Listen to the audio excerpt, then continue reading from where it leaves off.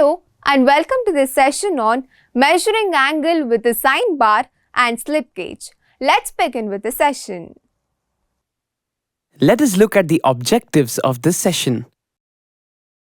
At the end of this session, you will be able to file to flat and square, mark as per drawing and punch witness marks, prepare part 1 and 2 as per the drawing, check angle with sine bar and slip gauge, check the raw material for its size using a steel rule,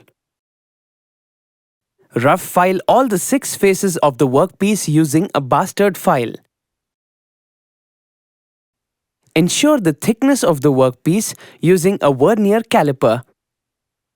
Ensure the squareness and flatness of the workpiece using a tri-square. Apply marking media on the face A of the workpiece. Mark parallel lines from 65 mm to face B and 100 mm to face C from the workpiece, butted against an angle plate using a vernier height gauge on a surface table. Witness mark the lines using a dot punch and ball peen hammer on an anvil. File the excess material using a second cut file to the given size as per the drawing. Ensure the workpiece size 100 mm by 65 mm by 11.5 mm using a vernier caliper. Ensure the squareness and flatness of the workpiece using a tri-square. Again, apply the marking media on face A of the workpiece. Mark parallel lines at 10 mm, 15 mm, 20 mm, 45 mm, 50 mm, and 55 mm from face B using a vernier height gauge. Connect the profile lines as per the drawing using a steel rule and a scriber. Witness mark the profile lines using a dot punch and a ball peen hammer. Hacksaw and cut the material into 2 equal parts.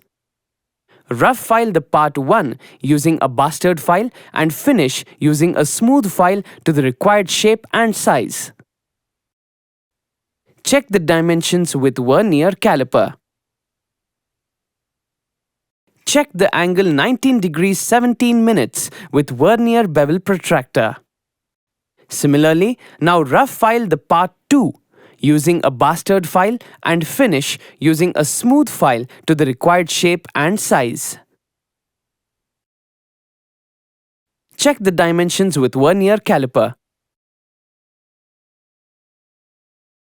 Check the angle 19 degrees 17 minutes with vernier bevel protractor. Apply Prussian blue evenly on the surface plate to check high spot on angular surfaces. Place part 1 and part 2 angular surfaces on the surface plate and move gently. Take the job from the surface plate and notice the high spot or Prussian blue spotted marks on the angular surfaces. Hold the job in a bench vise. Scrape and remove the high spots with a flat scraper. Repeat the process until the Prussian blue covers the entire angular surfaces of part 1. Similarly, scrape part 2 and maintain the angular surface without high spot and angle 19 degrees 17 minutes.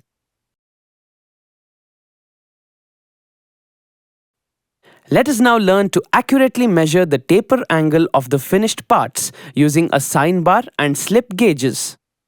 Clean the surface plate, sine bar and slip gauge with soft cloth. The height of the slip gauge stack is calculated using the formula height of the slip gauge stack A equals sine theta multiplied by distance between the rollers, which equals sine 19.29 into 200 mm, which equals 66.07 mm. Select the slip gauges from the slip gauge set. Build the slip gauge stack equal to the measured height. Now, place the sine bar on the surface table and place the workpiece on the sine bar. Place the slip gauge stack below the sine bar roller, which has the lower end of the tapered workpiece. Fix the dial indicator on the stand. Set the dial test indicator plunger on one end of the angular surface of the job. Set the dial test indicator pointer to 0 position. Move the dial test indicator from one end to other end and check the parallelism of the angular surface. If the pointer moves plus or minus side in the dial indicator, it means there's a deviation in the angular surface of the job. If you notice any such deviation, correct the parallelism of the surface of the job by restacking the height of the slip gauge till the pointer in the dial indicator does not move and indicates 0 reading when the dial indicator is moved over the angular surface. Now, measure the height of the slip gauge stacked below the sine bar at this stage. Angle theta can be determined now using trigonometric function sine theta, where sine theta equals opposite side by hypotenuse, which equals height of the slip gauge stack A divided by distance between rollers C. Therefore, angle theta is given by theta equals sine inverse of height of the slip gauge stack A divided by distance between rollers C. Dismantle the setting. Clean all the instruments and keep it in the proper place. Apply thin coat of oil on both parts and preserve it for evaluation. To recap, we have learned to file to flat and square, mark as per drawing and punch witness marks, prepare part 1 and 2 as per drawing, check angle with sine bar and slip gauge.